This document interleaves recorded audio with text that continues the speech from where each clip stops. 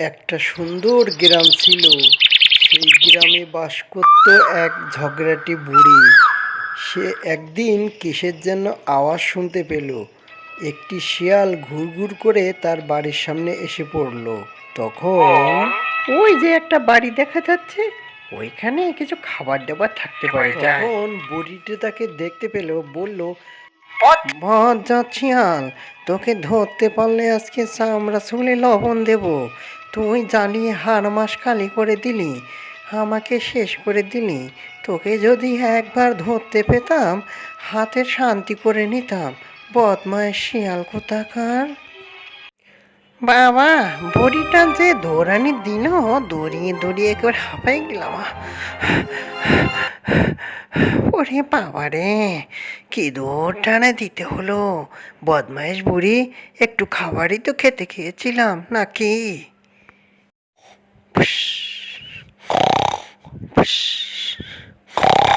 ওই দেখো, আমি বাঁচি না খিদের জ্বালাই, আর পেটটা বাঘ মনের সুখে ঘুমাচ্ছে। ও বাঘ মামা, বাঘ মামা, ও বাঘ মামা! ওই কে কে কে ওরে বাবা, কে রে? একটু ঘুমাতেও দিবি না রে? কে? শিয়াল? এখানে কি একে একে সব ঘটনা বাঘকে খুলে বলল। হালুম, বুঝলাম বেটা, কিন্তু আমার তো ওই বুড়ির বাড়িতে শিকার করতে যাওয়ার কোনো সাহস নেই। ওই বুড়ি বড় ডেঞ্জারাস। আমি পালালাম। বাঘ বেটা তো পালালো, কিন্তু বাঘ মামাকে যে করেই হোক রাজি করাতে হবে। আমার পেটে প্রচুর খিদা। শোনো বাঘ মামা, তুমি তো বনের বাঘ, তুমি ভিতরলে হবে। ওই বুড়ির একটা বোকা গাধা আছে, আমরা ওটাকেই ধরে খাবো। হালুম, আচ্ছা ঠিক আছে, আমি বাঘ, আমার অনেক সাহস। আজকে রাত্রেই যাবো, বাঘনি, রেডি থাকিস। এই তো মামা, ওই যে পানি দেখা যায়। আমি চললাম ভাগ্নে, আমার জন্য দোয়া করিস। মামা চুপি চুপি যাও। হালুম, কেউ আছে নাকি? হালুম!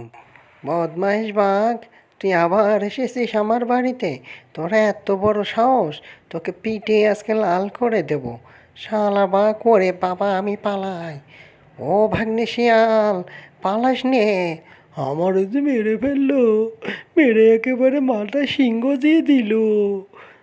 আর কোনো দিন আসবি আমার বাড়িতে? আর আসবো না বুড়িমা, ছেড়ে দাও। ওরে বাবা!